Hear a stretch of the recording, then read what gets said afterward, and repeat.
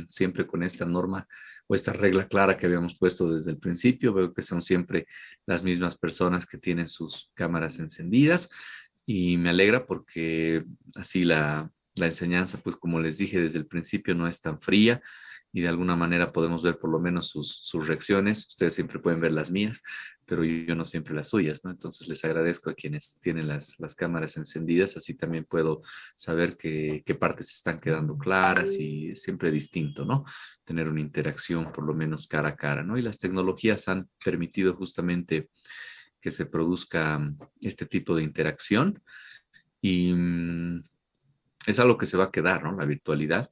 Por ejemplo, en nuestra oficina hacíamos las mediciones de la productividad y no hemos tenido año más productivo que este. O sea, realmente en el transporte, en las conversaciones que se tienen en los pasillos, en las oficinas, uno pierde mucho tiempo, ¿no? En cambio, en la virtualidad uno va directo al grano. Entonces, es algo que realmente debería quedarse, ¿no? Si las empresas quieren garantizar la productividad de, de sus trabajos, ¿no? Muy bien, vamos al tema. El día de hoy vamos a ver la confusión, ¿ya? Como ustedes conocen, durante este tiempo estamos viendo de manera específica los modos, formas de extinción de las obligaciones y hemos pasado por varios modos, ¿verdad? Por el cumplimiento, que saben ustedes ya que en derecho cumplimiento equivale a pago. Cuando se habla de cumplimiento es lo mismo que decir pago. Después hemos visto la novación, la palabra clave en novación es transformación, ya sea del elemento objetivo o del elemento subjetivo. En el caso de la remisión o condonación, la palabra clave es renuncia, ¿ya? En el caso de la compensación, reciprocidad.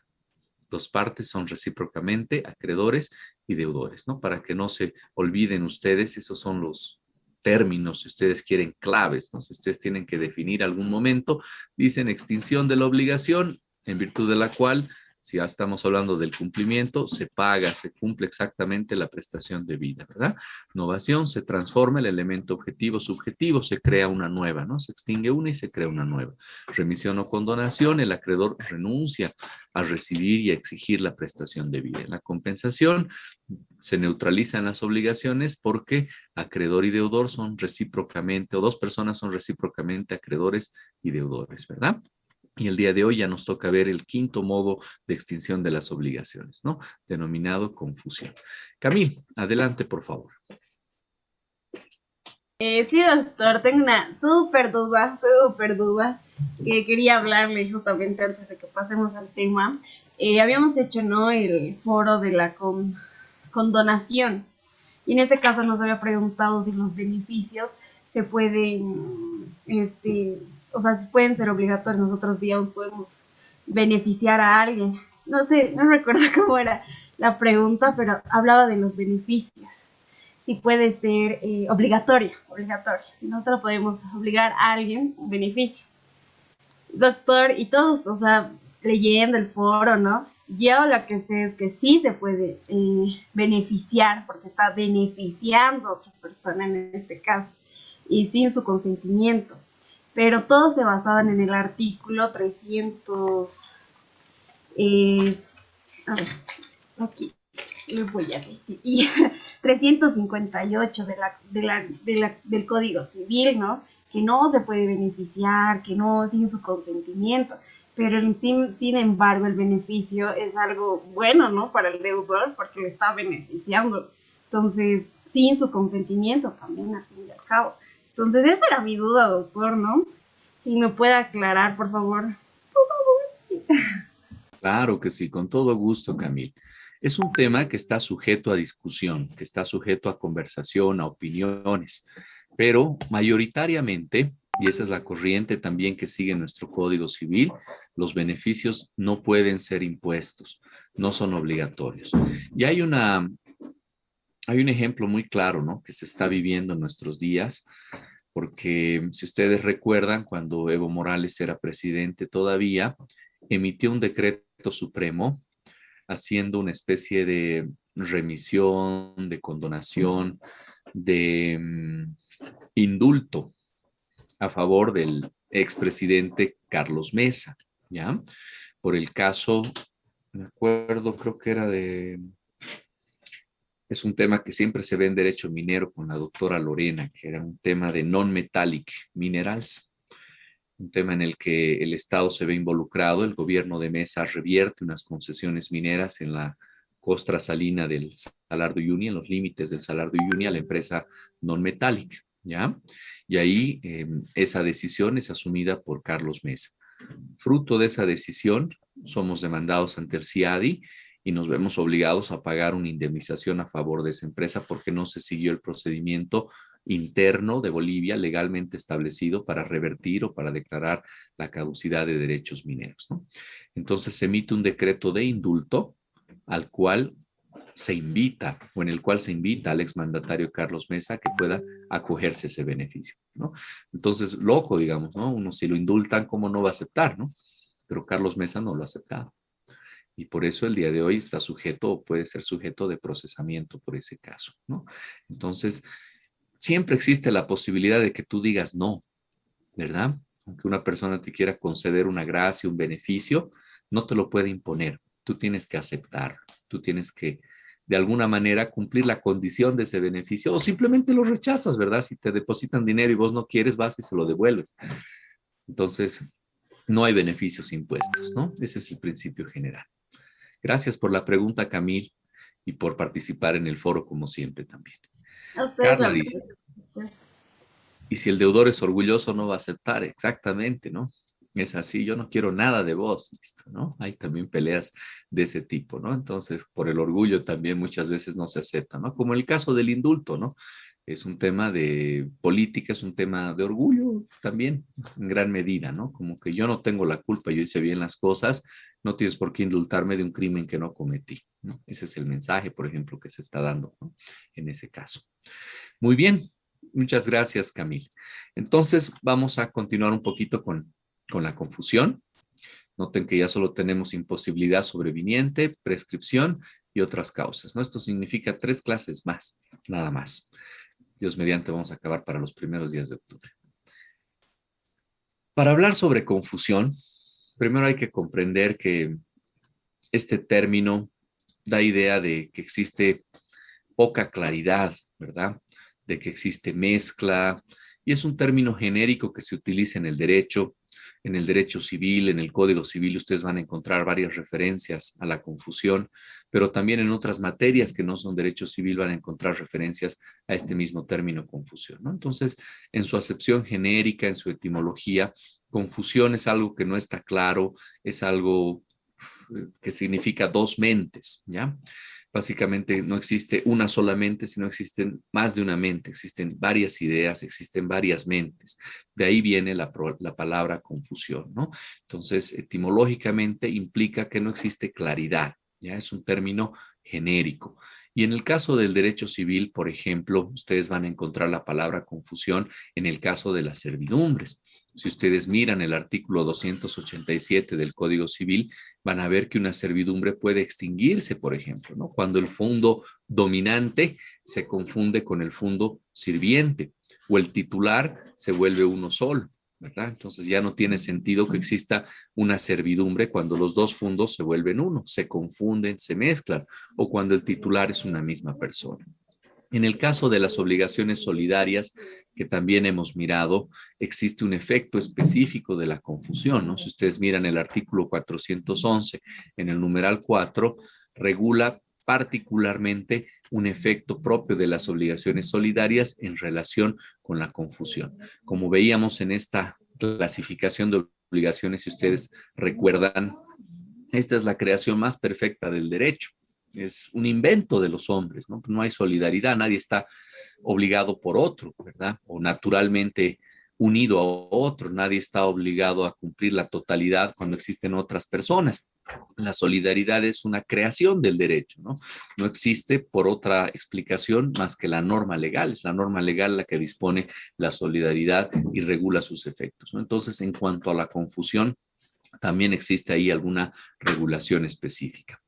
En materia de derechos reales, ¿no? Que es algo que muchas veces no se mira porque queda muy al final del año y generalmente uno se apura cuando es profesor de esa materia para concluirla. Entonces, a veces por la extensión, personas que ya es una materia grande y derechos reales, bienes, que es otra materia grande que se encuentran unidos en nuestro plan de estudios, uno ya se apura muchísimo y no ve tan bien estas cosas, ¿no?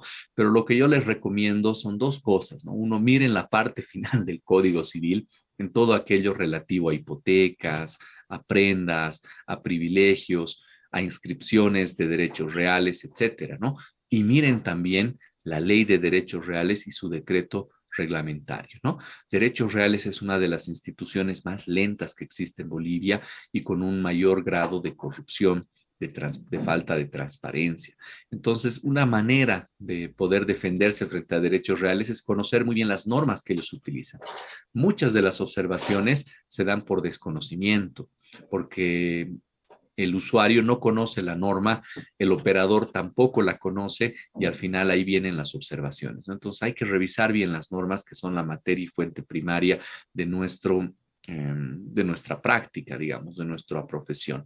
En el caso de derechos reales, si ustedes miran el artículo 1558, el numeral 6 también del Código Civil, van a ver que ahí también se habla de confusión, ¿no? Confusión en el sentido de que muchas veces pueden reunirse en una misma persona la calidad de propietario y la calidad, por ejemplo, de garante hipotecario, digamos, ¿no? Cuando una persona está comprando un bien inmueble, muchas veces inscribe una hipoteca sobre el bien inmueble que está adquiriendo por el anticipo que ha entregado, pero todavía no es propietario.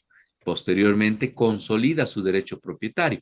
Entonces ahí existe confusión, ¿no? Porque el beneficiario de la inscripción, digamos la hipoteca, el gravamen, lo que sea, es al mismo tiempo propietario, ¿no? Entonces lo que nos dice esta norma del Código Civil es que cuando en una misma persona se reúnen las condiciones de titular de un gravamen y propietario, titular de una inscripción y de un gravamen, entonces opera la confusión. La inscripción se extingue por efecto de la adquisición de la propiedad, ¿no?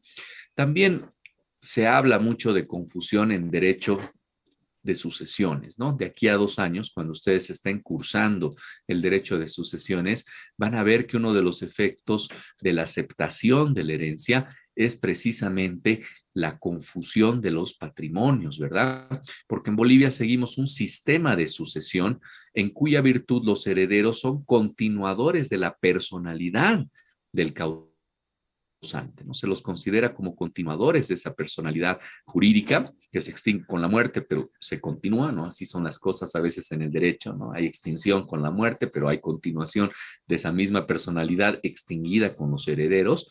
Y ahí, para evitar esa confusión de patrimonios, lo que se puede hacer es aceptar bajo beneficio de inventario, ¿no? Entonces pueden ver el artículo 1030, que está referido a los efectos de la aceptación pura y simple, ¿no?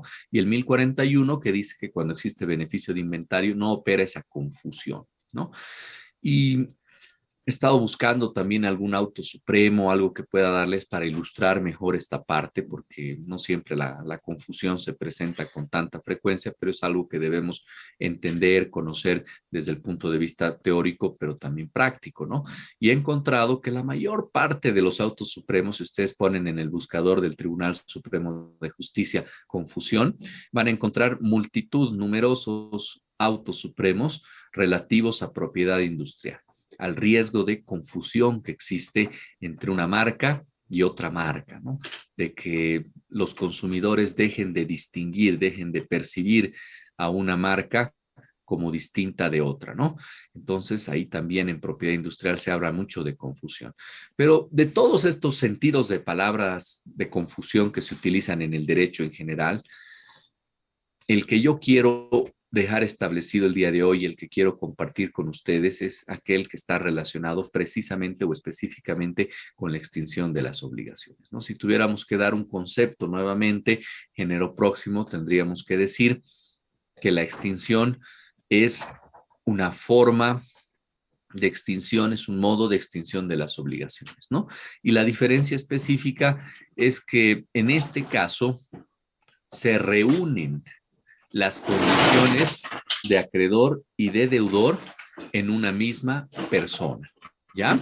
Una misma persona es acreedor y deudor en la misma relación jurídica, ¿ya? Para graficarlo, tenemos ahí una primera relación jurídica en el tiempo, ¿ya? Donde Juan es padre y Pedro es el hijo, pero se produce el fallecimiento del padre. ¿Eso qué implica?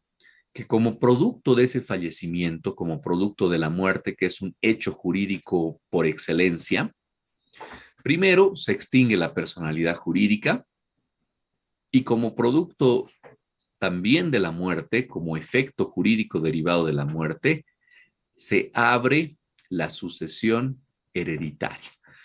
Hemos hablado ya antes de sucesión, ¿verdad? Cuando hablábamos de la cesión, de la transmisión de las obligaciones, hablábamos acerca de la sucesión, ¿verdad? Que era un término genérico que significaba que una persona ingresaba en el lugar de la otra y había sucesión a título universal, ¿verdad? Cuando una persona sustituye a otra en la generalidad de sus bienes, acciones, derechos y también deudas, ¿verdad? Y la sucesión universal entre las personas individuales como ustedes y como yo se producía mortis causa principalmente a título universal, ¿verdad? También había sucesión a título particular, ¿no? Como el caso de la cesión de créditos, como el caso de la asunción de deuda, porque hay una persona sustituye a otra en una relación jurídica específica, ocupando la posición de acreedor en la cesión de créditos o la posición de deudor en el caso de la expromisión, de la delegación o de la asunción de deuda, ¿verdad? Entonces, sucesión. Y aquí vemos que en este caso, por ejemplo, si Pedro, que es el hijo que sobrevive, heredero forzoso, ingresa en el lugar de su padre en esta relación jurídica, Pedro se vuelve acreedor y Pedro al mismo tiempo se vuelve deudor. Entonces, ¿cómo podría Pedro exigirse a sí mismo, iniciar una ejecución forzosa, autoagredirse patrimonialmente para lograr la satisfacción de una prestación debida? Se presenta entonces una imposibilidad, ¿verdad? Porque ¿cómo se va a cumplir frente al mismo? ¿O cómo se va a exigir el mismo, verdad? No podría sacarse de este bolsillo, del bolsillo de su camisa, y ponerlo en el de su pantalón, ¿verdad? No tendría ningún sentido, porque es la misma persona, ¿no? Entonces ahí vemos gráficamente cómo se produce la confusión. ¿Y qué es lo que ocurre en este caso? Se presenta la extinción de la obligación, ¿verdad? Porque nadie puede exigirse a sí mismo, nadie puede autopagarse, nadie puede autoagredirse patrimonialmente, ¿verdad? En este caso, entonces, vemos que la confusión se presenta cuando en una misma persona, en este caso particular Pedro, se reúnen las condiciones de acreedor y de deudor de manera simultánea. Alba, por favor, adelante. Doctor, una pregunta. ¿Y en caso de que Juan padre tenga dos hijos aparte de Pedro, qué Es una sucedería? excelente, es una excelente pregunta, Alba. ¿Ya? La extinción, en mi criterio, debería ser solo parcial, porque si existen coherederos, existen pues varios titulares, ¿verdad? Entonces la confusión debería operarse solo respecto a la parte que le toca al coheredero, que es al mismo tiempo acreedor y deudor. Debería ser una confusión parcial. Pero he estado buscando la norma jurídica en nuestro país y no existe. En otras legislaciones sí es expresa la norma.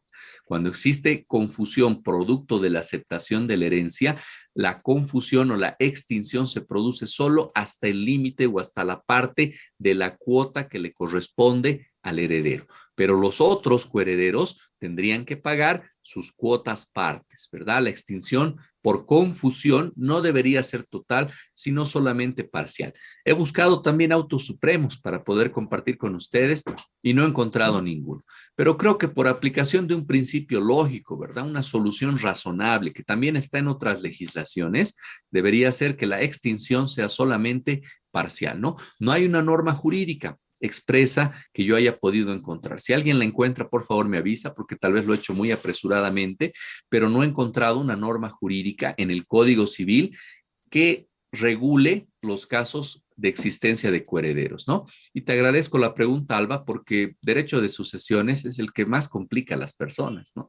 Individuales, ¿no? Cuando existe una herencia, realmente ahí se ven muchas cosas que antes no existían, ¿no? Peleas, conflictos, los pleitos entre hermanos realmente tienen una duración muy prolongada y son muy difíciles de resolver, ¿no? Gracias, Alba, por tu pregunta. Muy bien, entonces, ¿qué ocurriría, dice, si no solamente fuera Pedro un hijo, ¿no? Si no hubiera aquí Pedro, Julio y cualquier otro hijo, digamos, ¿no? Serían tres. Entonces, la confusión solamente podría ser o debería ser parcial. A pesar de que no existe una norma jurídica, creo yo que esa es la respuesta y la solución más acertada. Dylan, tenías la mano levantada. Doctor, buenos días. Tengo una consulta respecto al tema de las sucesiones. Por ejemplo, son dos hijos, los que un padre tuvo dos hijos y uno de ellos tiene sus cosas, tiene su cuarto, pero vive en otra casa, pero el otro aún vive con sus padres y por tanto tiene su esposa y todo eso en la casa de sus padres. Aún él podría tener la casa una vez que fallezcan sus padres por usucapión, podría ejecutar el usucapión. Por ejemplo, si ya está viviendo más de 10 años.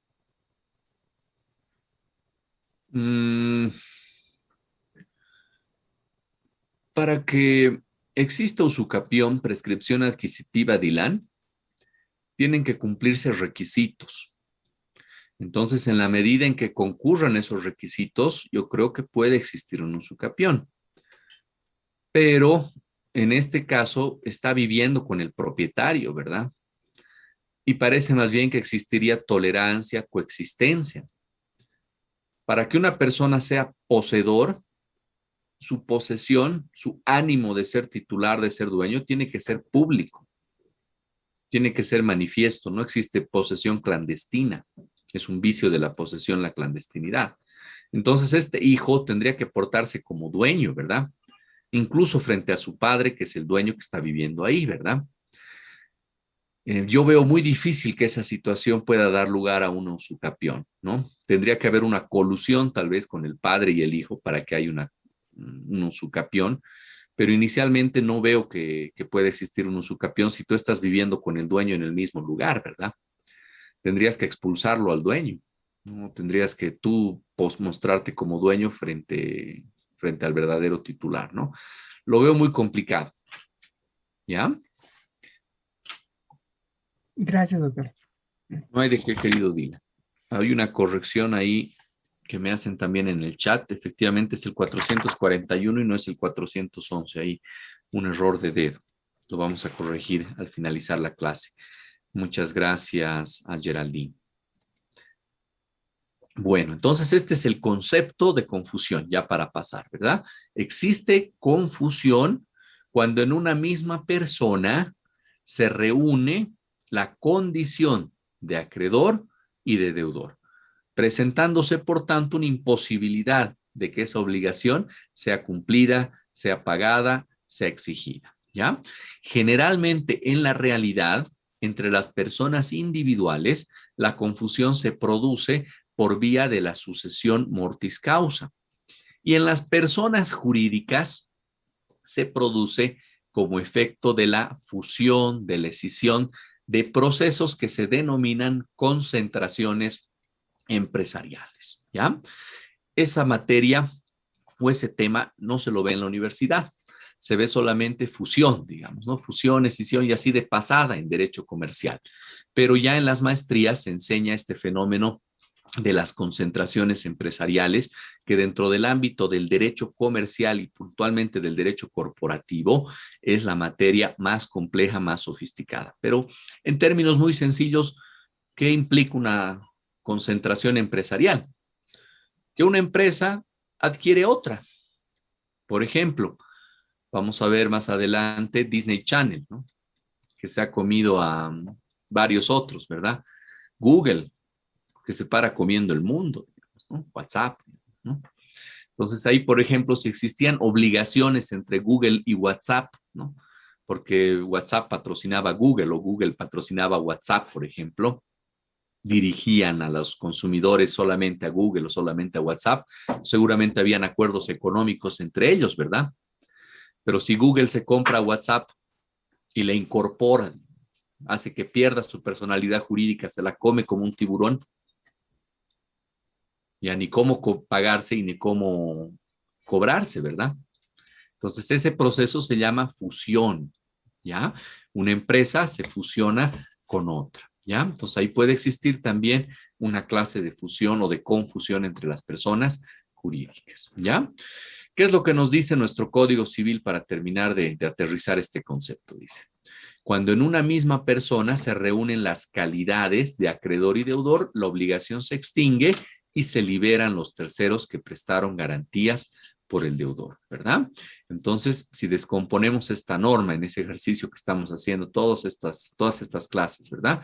El supuesto de hecho de la confusión, que también es al mismo tiempo su diferencia específica de otros modos de extinción, es que en una misma persona se reúnan las calidades de acreedor y de deudor. Entonces, cuando eso ocurre, ¿no?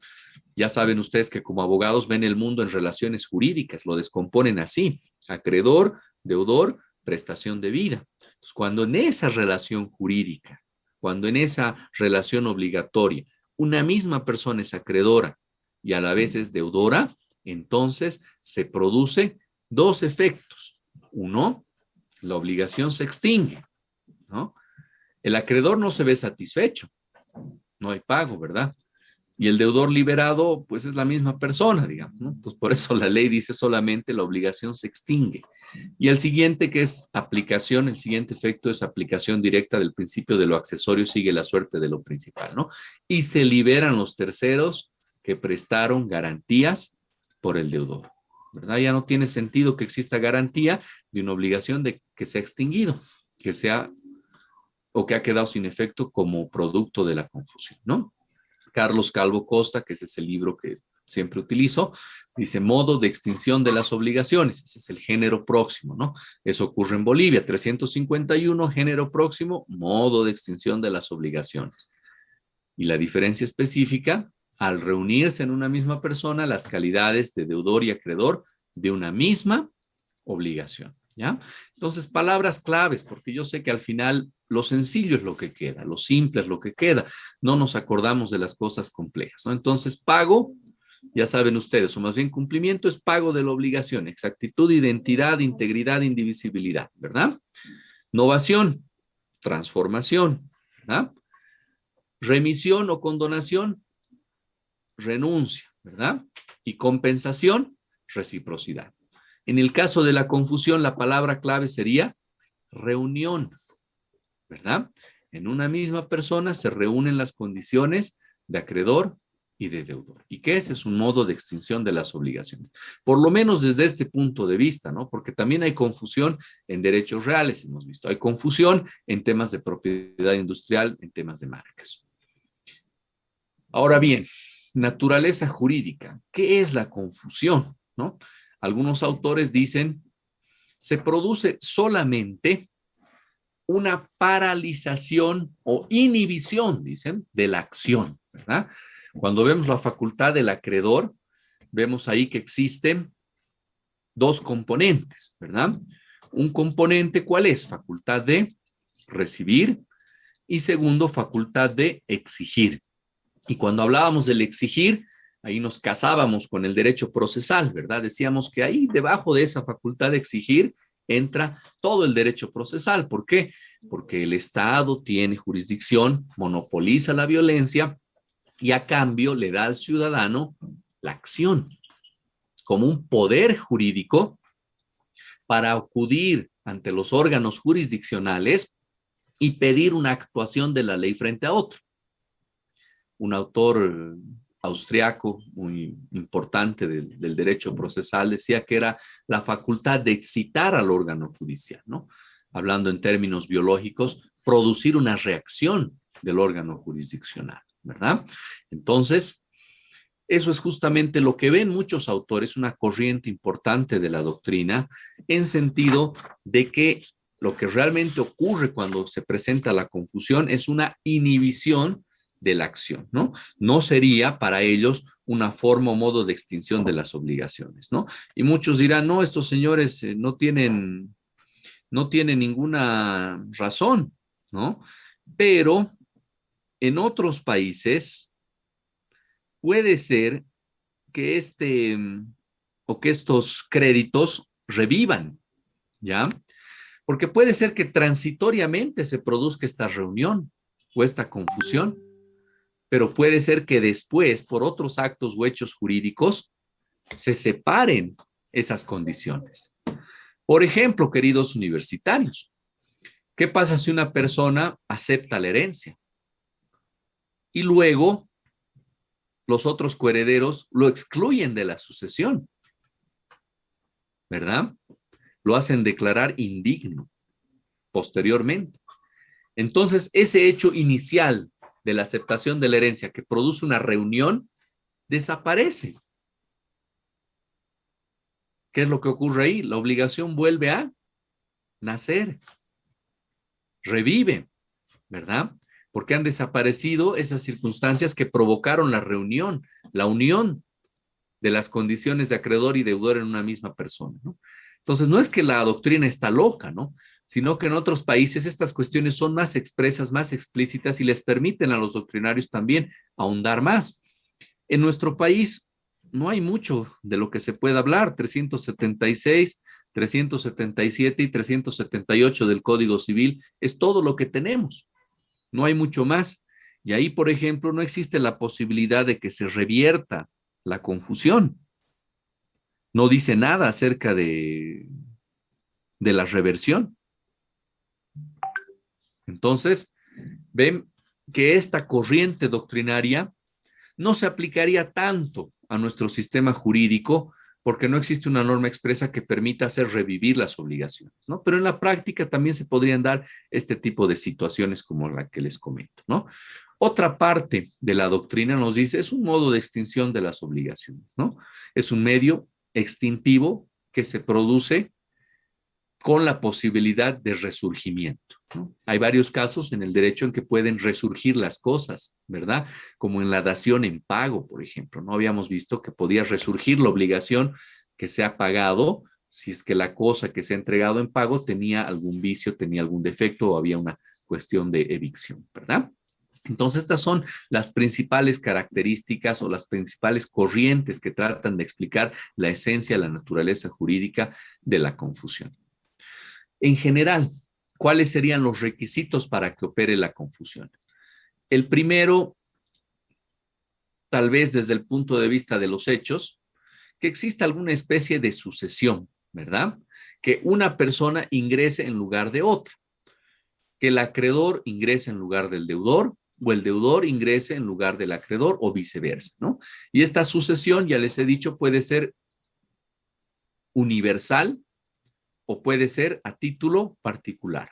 Universal entre las personas individuales, mortis causa, la sucesión hereditaria, la totalidad de esas relaciones jurídicas que una persona forma en vida se transmiten a sus herederos, ¿verdad? Entonces ahí va a haber un cambio, ¿verdad? Si la persona que ha fallecido era acreedora, entonces ahí ingresarán los herederos. Si era deudora, ahí también ingresarán los herederos. Habrá sucesión en el acreedor o en el deudor. Pero como producto de esa sucesión, existe la reunión, ¿verdad? Miran ustedes esa relación jurídica, la examinan y Pedro es al mismo tiempo acreedor y es al mismo tiempo deudor, ¿no? Entonces, ni cómo se cobra, ¿verdad?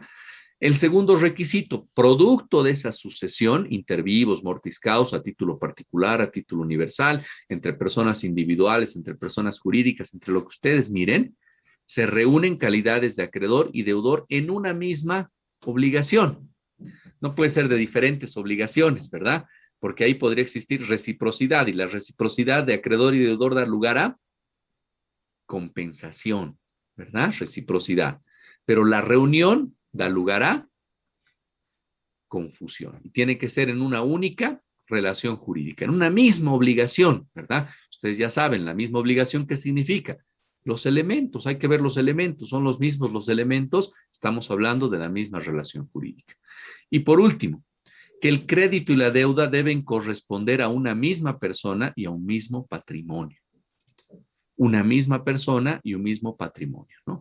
¿Por qué este requisito? Porque muchas veces existen patrimonios sin titular.